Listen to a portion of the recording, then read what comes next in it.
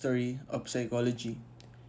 Circa 25 BCE to 50 CE, Aulus Cornelius Celsus wrote an extensive medical book, De Medicina, or Medical Book, in which he covered several mental disorders. 50 CE, Aulus Cornelius died, leaving De Medicina, a medical encyclopedia. Book 3 covers mental diseases. The term insania, insanity, was first used by him. 130 to 200, Galen developed further the theory of temperaments suggested by Hippocrates.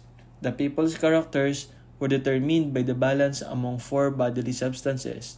He also distinguished sensory from motor nerves and showed that the brain controls the muscles. Ancient time.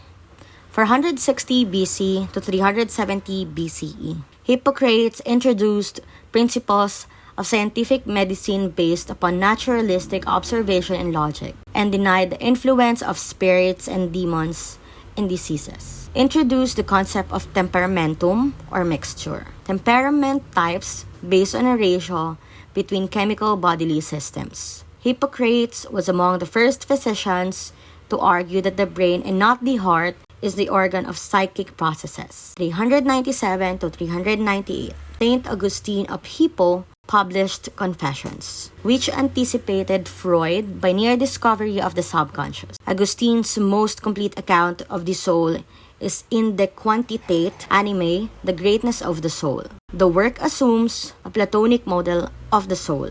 600 BCE. Many cities in Greece had temples to Asclepios that provided cures for psychosomatic illnesses. 1025. In the Canon of Medicine, Avicenna described a number of conditions, including hallucination, insomnia, mania, nightmare, melancholia, dementia, epilepsy, paralysis, stroke. 1240 Bartholomeus Anglicus published De Proprietatibus Rerum, which included a dissertation on the brain, recognizing that mental disorders can have a physical or psychological cause. In 18th century to 19th century, psychology was established as an empirical, accepted science. While measures will change, the model of research and evaluation will begin to take shape within this 100-year time span. First, 1879, First Psychology Laboratory.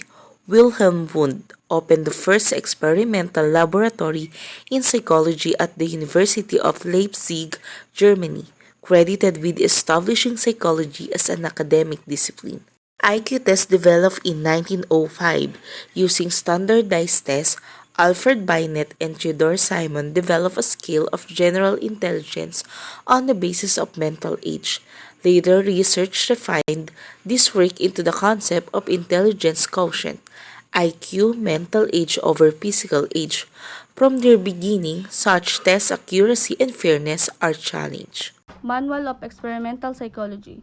With publication of the Manual of Experimental Psychology, Edward Bradford, Titchener introduced structuralism to the United States.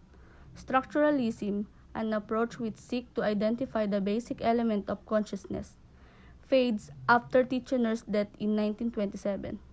1908, A Mind That Found Itself, Clifford Beers published A Mind That Found Itself, detailing his experience as a patient in 19th century. Mental Asylum, calling for more humane treatment of patients and better education about mental illness for the general population. The book inspired the mental hygiene movement in the United States. Electroencephalogram, invented 1929. Psychiatrist Hans Werder invents the electroencephalogram and tests it to his son. The 20th to 21st century. In 1952, the first diagnostic and statistical manual of mental disorder is published.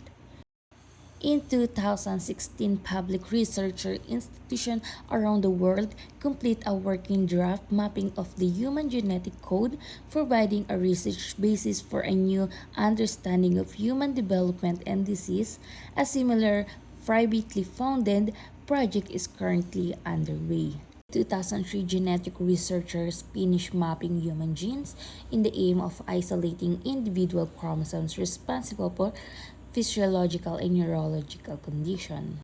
In 2010, Simon Levy published Gay, Straight, and Reason Why, which argues the sexual orientation emerged from prenatal differentiation in the brain. In 2013, the DSM-5 is released, and among other changes, the APA removes the gender identity disorder from the list of mental illnesses and replaces it with gender dysphoria to describe a person's discomfort in their assigned gender.